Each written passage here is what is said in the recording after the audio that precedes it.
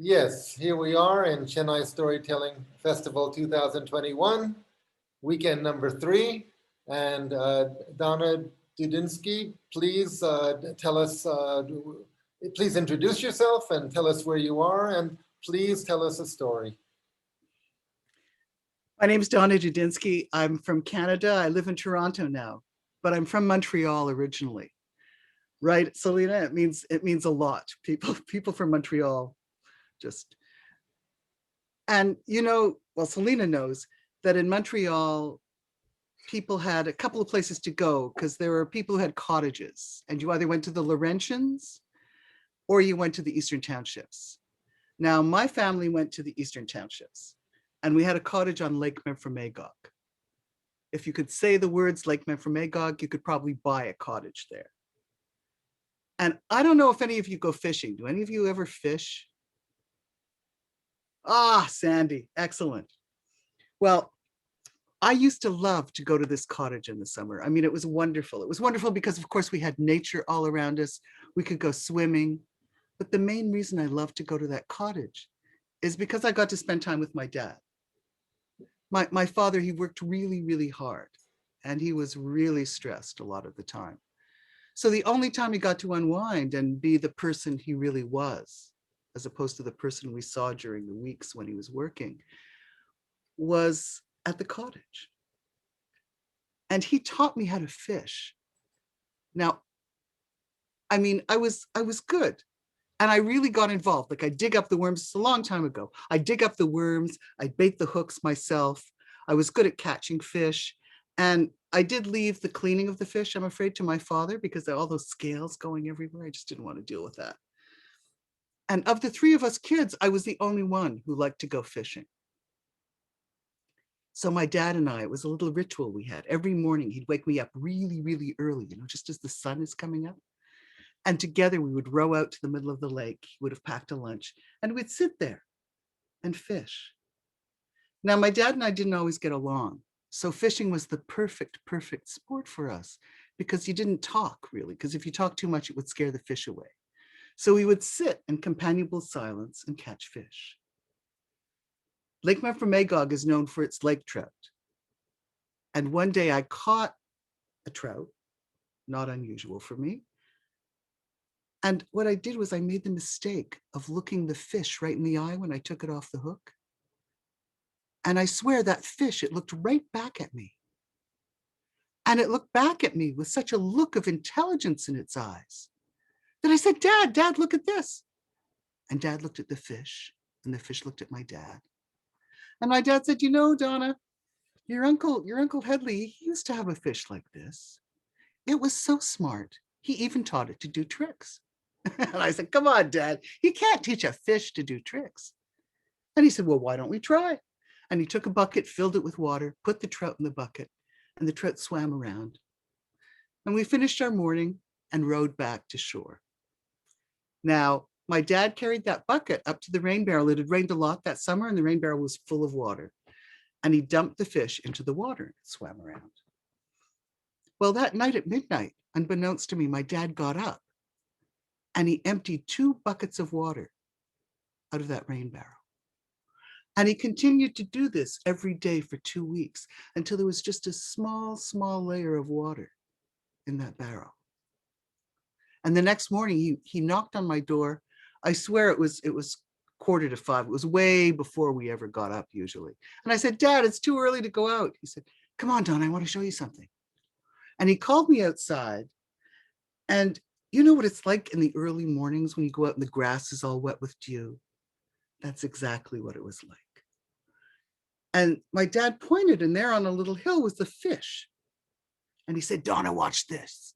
And he said, come here, boy, here, boy. And the fish slithered right down to him. He said, see, Donna? And I said, come on, Dad. The grass is wet. The fish is slippery. It's on a hill. It slid down to us. And he said, well, if you don't believe me, why don't you call the fish?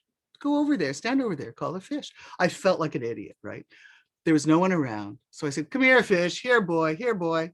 And the fish slithered right over to me. I said, Dad, it's a fluke, really. He said, I'll tell you what, Donna, go hide behind the outhouse and call the fish. I felt like even more of an idiot, but I did it. Here, fish, here, boy, here, boy. And the fish slithered right around and found me. I couldn't believe it. We played hide and seek for the next 25 minutes until the sun got hot, the grass got a little dry, and Dad said, it's time for us to put the fish back in the barrel. So we did. The next morning, I had to go off to Girl Guide camp. Now, I didn't want to go because I really enjoyed spending the time with my dad, and I wanted to see what he did with the fish. But my parents had paid for it. My mom had packed my bag. So I got on the bus and went off to Girl Guide camp. Now, when I came back 2 weeks later, the bus driver let me off at the foot of the path going up to the cottage. And there, coming down to greet me, was my dad. And there, beside him, on his tail, was the fish walking beside him, right up to me. Dad, how did you do that? He said, just a few tricks us kids know, Donna. I'll tell you, my mother did not like pets. I could never have a pet. The whole time growing up, I don't know if any of you had pets. I never had a pet until now. I mean, my mom was afraid of dogs. She couldn't stand cats. She hated birds. I mean, even squirrels were too much for her. But the fish, for some reason, my mom let me bring the fish into the cottage. She even let me put a pillow on the floor beside my bed so the fish could sleep beside me. It was amazing. All my life I'd wanted a pet. This was so amazing. The fish and I would do everything together. I mean, I would walk to the store to get something. It was a long way away, right, in the country. The fish came with me, took forever. The fish wasn't very fast. I didn't care. I had a pet. The fish and I would play hide and seek in the mornings. At night, when it went to bed, I would tell it bedtime stories. Its favorite story was The Fisherman and His Wife, that Grimm's tale, because the fish is the hero of the story, right? I taught the fish how to play catch, I swear. Little cotton balls, right? Not real balls. Little cotton balls. It couldn't pitch, I didn't care. I would throw it a little cotton ball and it would go like, with its gills, catch it. We could play this for hours. We had a little mini trampoline. You can imagine the fish sleeping and soaring in the air on that trampoline. And you know what? We even taught that fish how to fish. I mean, I had to bait the hook for it, and it didn't use a real fishing rod. It just had a little stick and a little string, but it knew where all the trout were, right? And it was good. So now it wasn't just me and my dad going out every morning. It was me, my dad, and the fish. We'd row out, we'd catch fish. It was fabulous. And one day the three of us were out on the lake and I heard a splash. I looked around, but I didn't see the fish. And I knew what had happened. I mean, I saw it plummeting down to the bottom of the lake. I'd been to Girl Guide camp. I knew just what to do. I ripped off my hat. I ripped off my sunglasses. I dove in after the fish. Down, down, down. And I got the fish and pulled it up and brought it up to the boat. My dad, he had to do mouth to gill resuscitation on that fish. And as the fish lay there sputtering, my dad said, Donna, I don't think we did a very good thing here. We have to make it right. And I knew what he meant. But I didn't want to do it. The fish was my pet. The fish was my friend. But I knew he was right. So that night, it was the last night the fish got to sleep beside me on the pillow beside my bed. It was the last night I got to tell it that favorite story of his, The Fisherman and His Wife. And the next morning, we got up early, my dad and me, and we took the fish with us into the boat. And we rowed out to the middle of the lake. But my dad said, Donna, there's something we have to do first. And so we rowed back. I was so grateful. I had the fish with me a little more time. And during that time, during that week, my dad would fill up the rain barrel, just a little bit of water at a time, until gradually that fish learned to breathe in the water again as easily as it had learned to breathe in the air. And when the morning finally came for us to go out, I carried a bucket filled with water with a fish in it, and we rowed out to the middle of the lake. And we just sat there. It was a beautiful sunny day. And the fish swam around in the barrel, in the bucket, and looked at us, and we looked at the fish. Until Dad said, Donna, I think it's time. Do you want to do it or should I? And I said, no, Dad, it's my fish, I'll do it. And I picked up the barrel and I put it in the water, and the fish swam out of the little bucket. And it swam around and around the boat, just looking at us. And we were looking at it until finally, with the flick of its tail, it swam away. Now, they say that lake trout, they live a long time. And every summer, I think about that fish, and I think about the time with my dad. And I still remember that fish, and I wonder, does that fish remember me? It was the best summer of my life.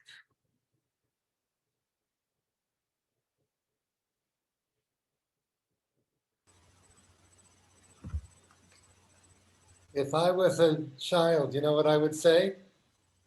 I would say, What? is that really true? A lot of kids ask me that. It's Alter Salome. It was so interesting that you mentioned your father so many times, because my father and I had a very difficult relationship. It wasn't until I was in my 40s that I grew to understand and appreciate who he was and what he had done. And this story is my way of honoring my father. So I tell it on his birthday. I tell it at the time when people usually close up their cottages here. And it's my way of paying tribute to him, because he really did teach me how to fish. Yeah. So Donna, I mean, the minute you said it was about your dad, I had a smile on my face. I don't know if you noticed it, but and I think just before I could start my story, I was, speaking with Claire about the connectivity in a story circle. And it's so nice that, we both mentioned our dads in the story. I mean, so that's something that amazes me each time I enter a story circle. So thank you, Donna. I absolutely love the story. Oh, thank you, Salome. That means so much, because Story. I mean, your story was so powerful. I could imagine you sitting there with your dad. I mean, those moments are what give you strength at the end of the day. So Yeah, yeah. thanks, Donna. Thank you.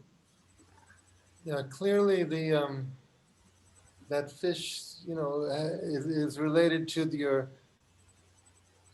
your relationship with your father. You say there were some difficult aspects to it, but there were some magical aspects to it.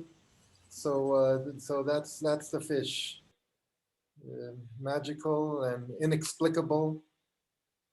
But what I also felt was that when you had the eye contact with that fish, was it that same fish? Mhm. Now, was that an actual experience you had of having eye contact with a fish one time? It sounded like it was. Yes, yes. Yes. And Yeah. it felt to me like that's what triggered this whole fantasy, that moment of eye contact. It's interesting. I still remember. There's very little in my past really that I remember with the ability that most of you have to remember childhood and scenes, but it's a scene I see in my mind of us going out fishing, of my dad cleaning the fish afterwards, my desire for a pet, and the fact that my dad and I really, this was the best way for us to communicate, was an activity together, something that he taught me that I could enjoy and teach to my son later on. Donna, I want to say that, you pulled us into the story and you asked us to go along with this magic if, and so I did. And then I was a bit horrified when you said you took the fish fishing. And I thought, what if you caught its mother or something? I was very worried. I know, it's a tough part of the story. But we shared a lot, that fish and me. Hi, Donna. I don't have words for you, but rather I have a picture for you. I made a picture of you, your dad, and the fish there. You both sitting on the bench there. And that's your mother by the side, and you saying, my fish. Yeah. Oh, thank you so much. That's so lovely. Thank you. Can you hold it up again for a moment? Okay. Can you see it? Yes, just a moment. Oh, wow. There we go. Aw. Okay, very good. That's you and your dad sitting on the bench there. Thank Yeah. you so much. It's That's your mother lovely. by the side. That's not me, sir. With her hands on her hips. Since you said she didn't like any pets. No, so- and she was from the Okay. Maritime. She didn't like fish either, but Okay.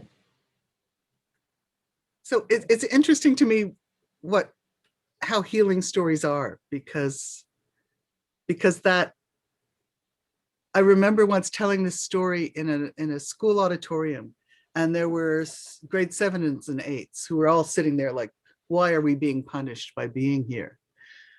And it's funny how stories grow as you're telling them, right? Because at that point, I just switched it up to say, my dad and I didn't get along, but we didn't have to talk when we were in the boat, so it worked. So it's just interesting how different reactions to the story or where you're telling them changes it, and how it grows with you over time. I first started telling it because I read it, and I thought it was hilarious and wonderful, and it drew me in just in the reading of it. But over time, it's become so real to me that at one stage I was about to tell it, and I started to cry when I put the fish back in the water. And I thought, oh, Donna, hold back. This is not what you do. But it's interesting. They just become melded to our insides, these stories, right? Thank you, Eric, so much. I really, really appreciate all that you do for all of us in storytelling. Thank you. Thank you. Okay.